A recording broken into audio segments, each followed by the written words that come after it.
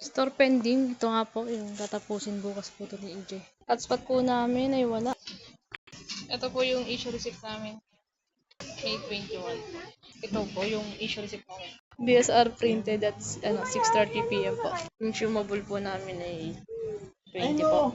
Cash out balance niya po. Bali naman po siya. Sa Viber po, inquiry po namin ng 5. Hindi po nasagutan na yung wala. Sa FB page po, 3 yung nasagutan namin. Sa Messenger po, 5. Sa email po, 2 po. Kay holder bukas po, si Chris.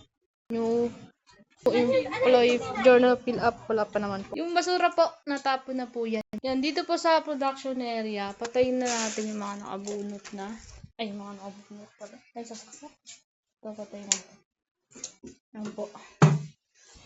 Natin to. Yan, dito po nakabunot na yan. BCR, malilinis na po yan. Yan, dito po nakapatay na yan. Malinis na rin to. Na natin to. Yan po nakapatay na. Kung sa belief, nakabunot na po yan. Yan lang.